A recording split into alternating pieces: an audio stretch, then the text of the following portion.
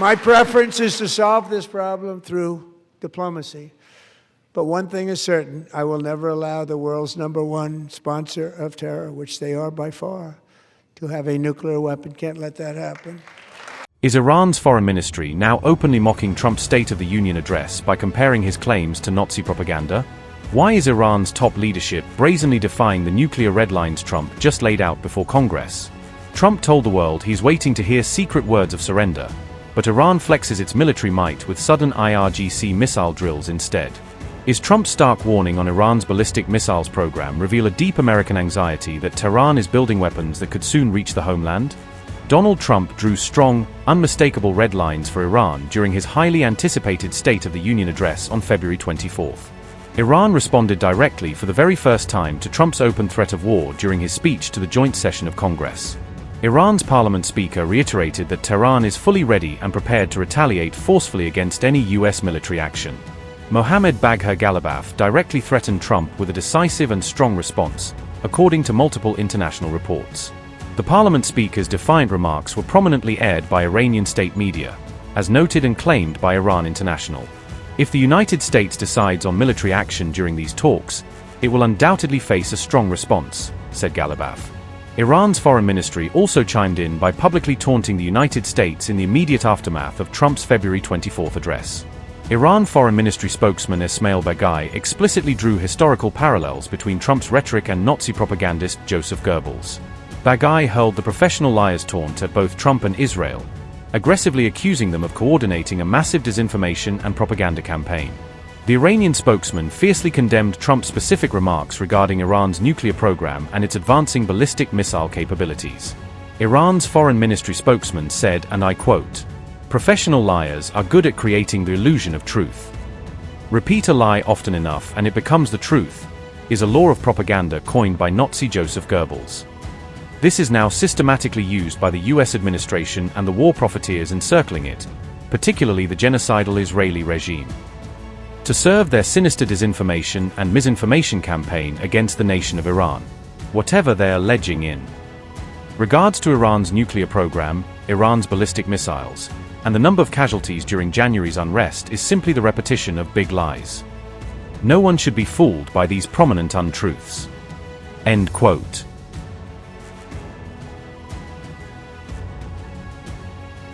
On February 24th, US President Donald Trump held his very first State of the Union address since returning for his second term.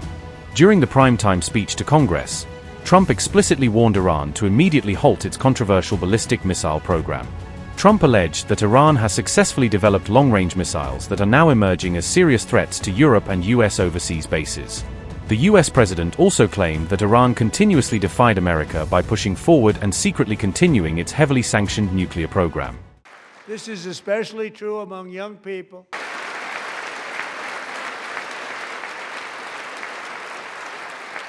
For decades, it had been the policy of the United States never to allow Iran to obtain a nuclear weapon.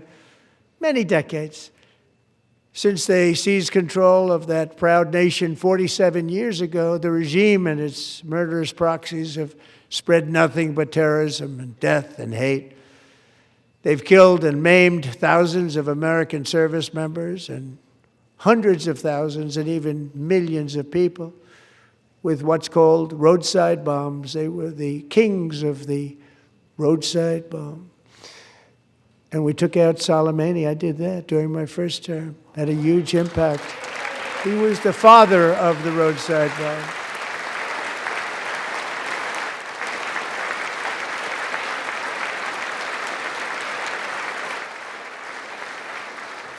And just over the last couple of months with the protests, they've killed at least, it looks like, 32,000 protesters. 32,000 protesters in their own country. They shot them and hung them. We stopped them from hanging a lot of them with the threat of serious violence. But this is some terrible people. They've already developed missiles that can threaten Europe and our bases overseas, and they're working to build missiles that will soon reach the United States of America. After Midnight Hammer, they were warned to make no future attempts to rebuild their weapons program, and in particular, nuclear weapons. Yet they continue.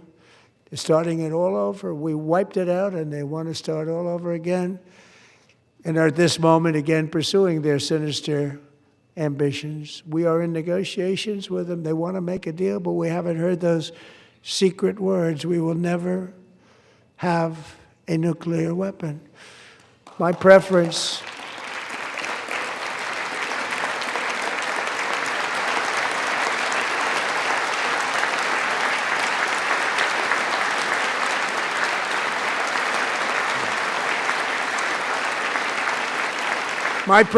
is to solve this problem through diplomacy. But one thing is certain, I will never allow the world's #1 sponsor of terror, which they are by far, to have a nuclear weapon. Can't let that happen.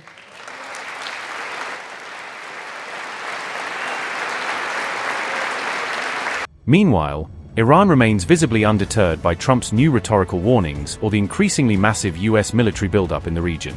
On February 24th, Iran state television released a slickly produced video of IRGC military drills, though absolutely no details of the location were offered.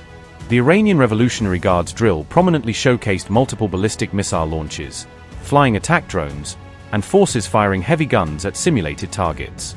Iran's newly publicized military flex comes deliberately just ahead of the crucial third round of indirect negotiations scheduled in Geneva on February 26th.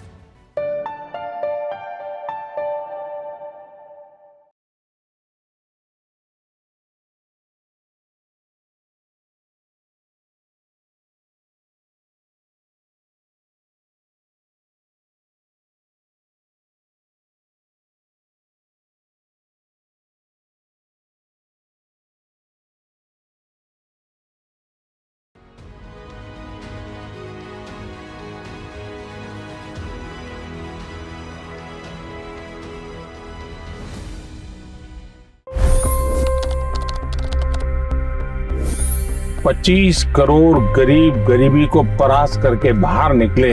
For the good of our nation, let's work together and let's truly make America great again. The fastest news breaks. Requested PM saying that look, you will have to speak to Putin and to Zelensky. The biggest news makers. The relationship with India is probably the most important bilateral relationship the U.S. will have for the rest of this century. The capital delivered quite an election result today. Expert analysis. The million-dollar question today is how to stop this dance of death.